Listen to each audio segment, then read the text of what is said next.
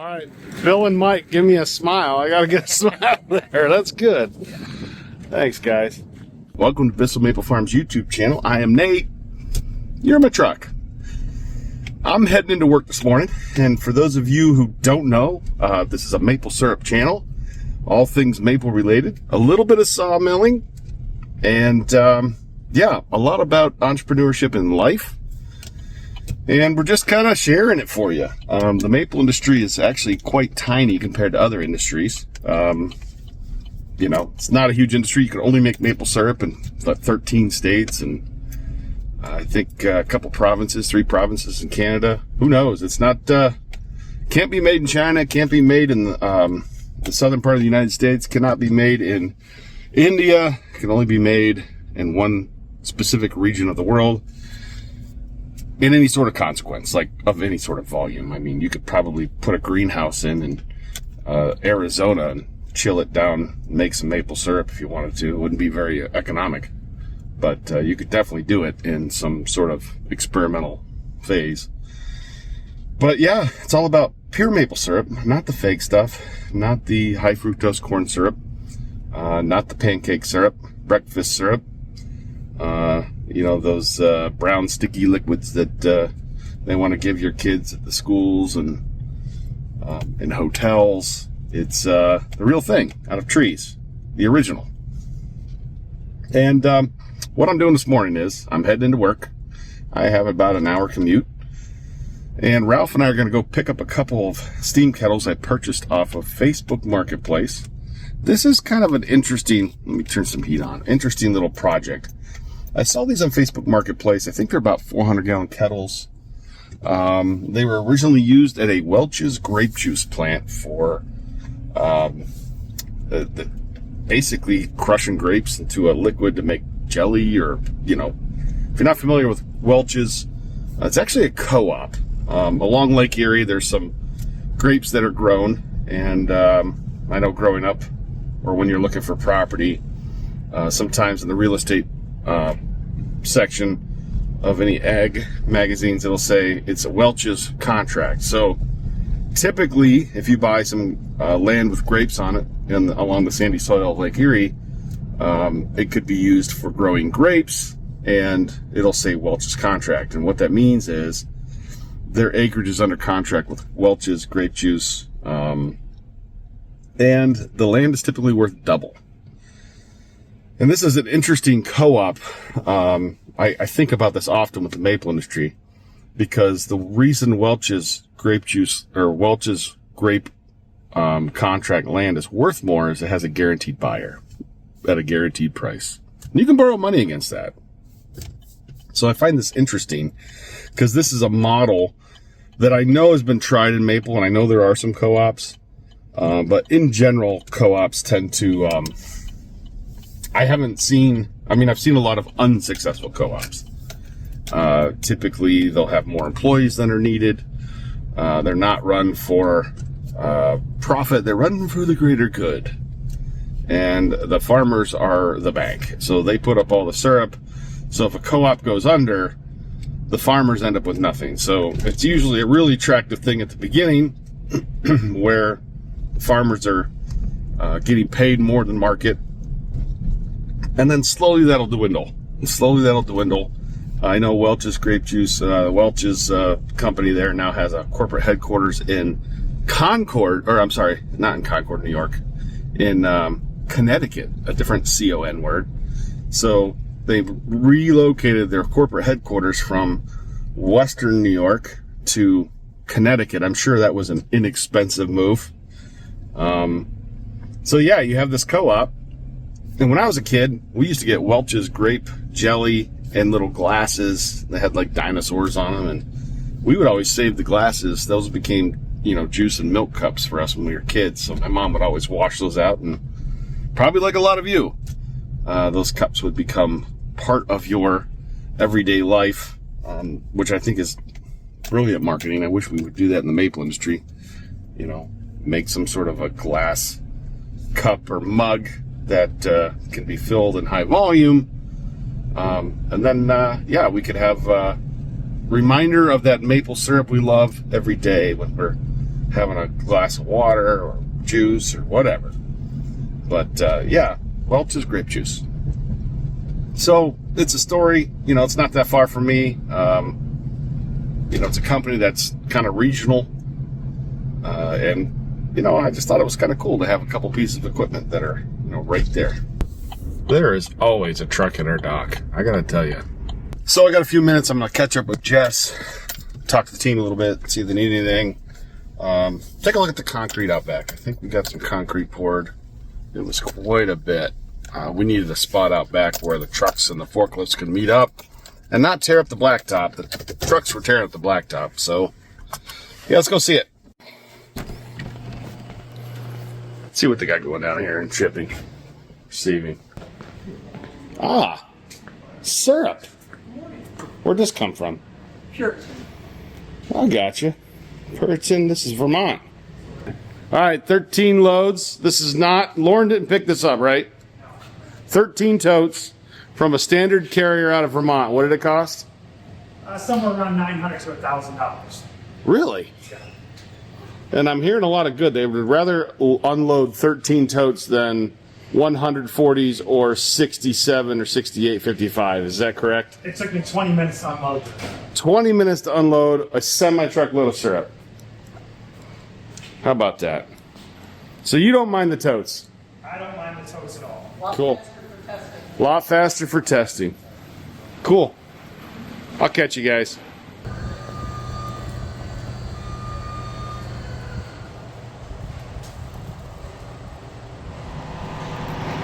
Well, he sloped that whole thing, didn't he?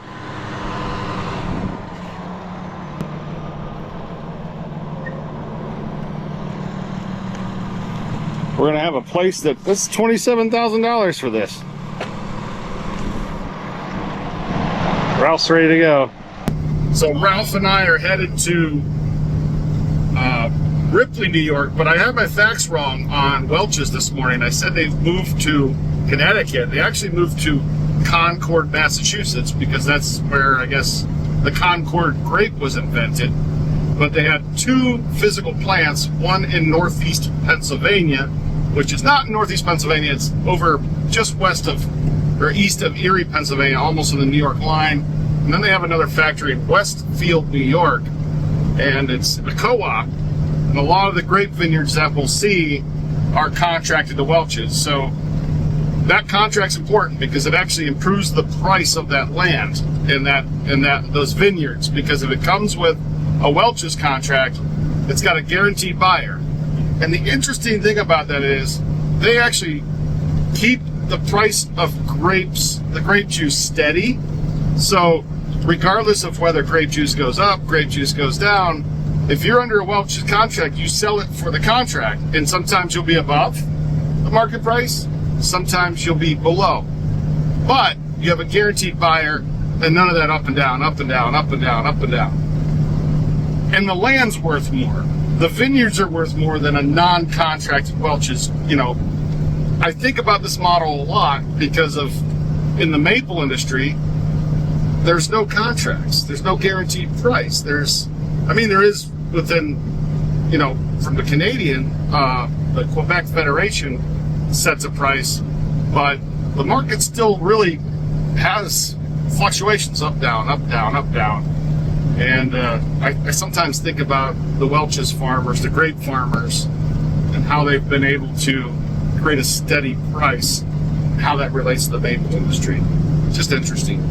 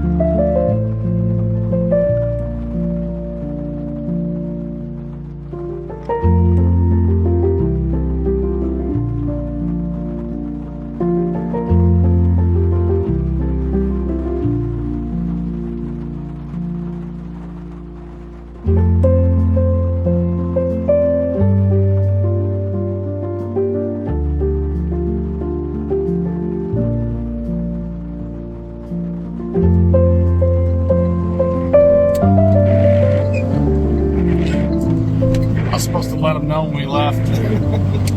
But he said I'll be there at 15, so he'll be there before we will, I think.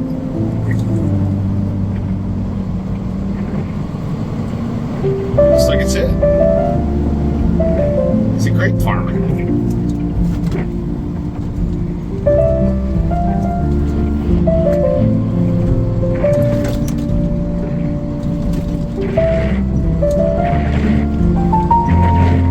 It's got a few people here, probably out working.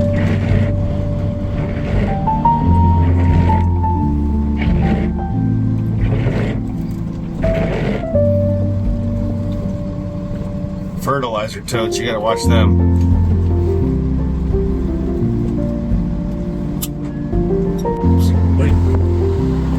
Yeah, he's got the lake there, doesn't he? Yep. He wakes up, sees the lake. Right there in the mirror. Oh, the Lake Erie. Yeah.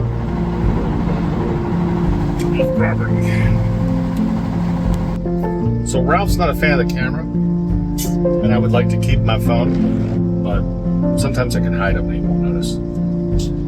That sucker's spinning.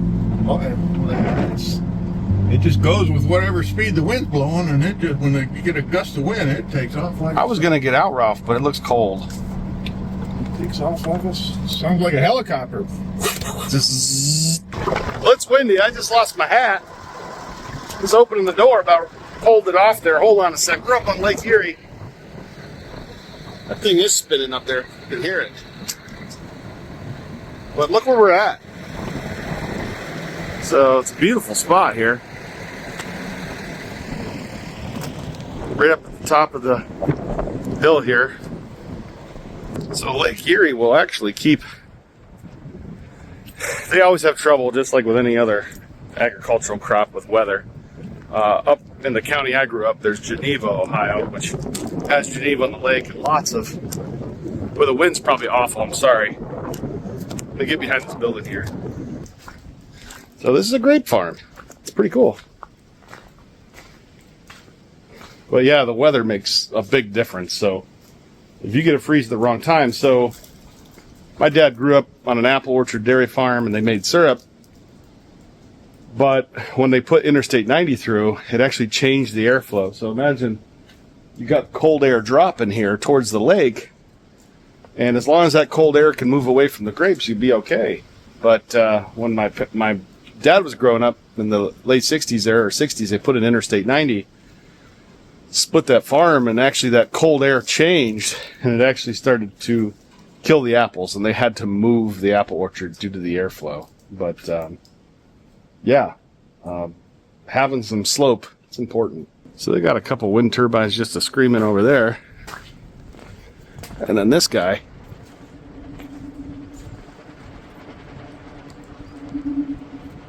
just takes off like a helicopter there.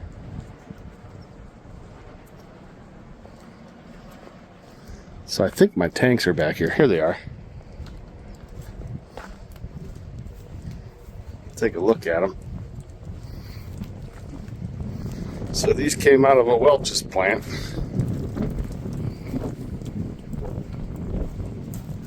See what kind of... So max pressure,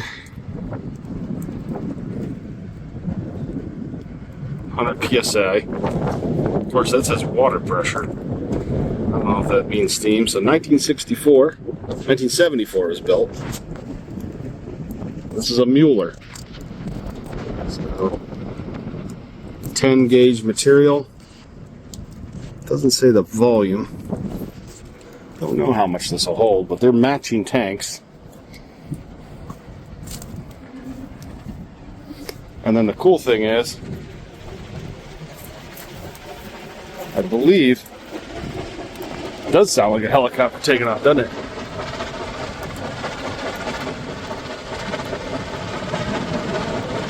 Wow. There's actually a sight glass on here. Probably got a little purple tint to it from the grapes. But 3-inch drain. But I got 1,500 in each one, so I should have Clayton turn this into a evaporator for me. Just a mini version of what Sean has. Oh, that looks like a grape picker there, buddy. Purple grape picking machine.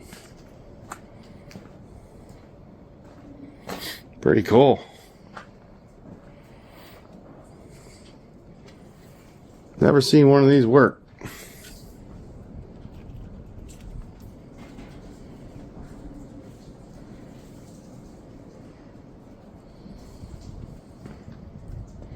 Probably shakes them pretty good.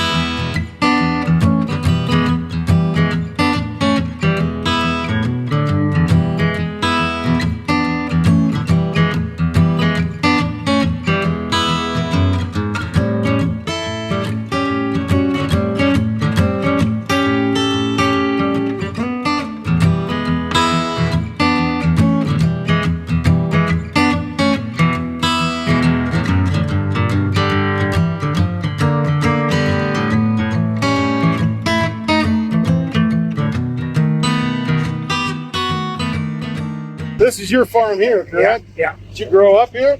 Yeah. I've So- been here for about 80 years. Oh, okay. That's a little bit of time. Yeah. Question for you. Now, did you sell juice to or grapes to Welch's? Or? I sold grapes to Welch's. Welch's didn't pay very good for a while. So I went to Same thing happened to me. Let me get that for you. It's windy out here. I went to an outfit they called it Cliff Star, and then it was Refresco. Oh, I got you. Still in the same area here? Yeah. And they pay you based And on it, sugar, well, right? it was cash. That was got you. cash where you got paid over 2 years with Welch's. Now, I sold That's what I your sold the son-in-law main was saying. grapes. I sold the main grapes to, I harvested in 21. I got you. And he's a Welch grower, so he put them all back into Welch's. I got you. Well, he's got a lot of grapes. That's your nephew or son? No, real good friends. I knew his parents forever. And what was your name? William Spellman. William Bill Spellman. Spellman. Gotcha. Yeah. And you grew up here in New York. Yep. You got a nice view of the lake here. Yeah, we do. It's beautiful.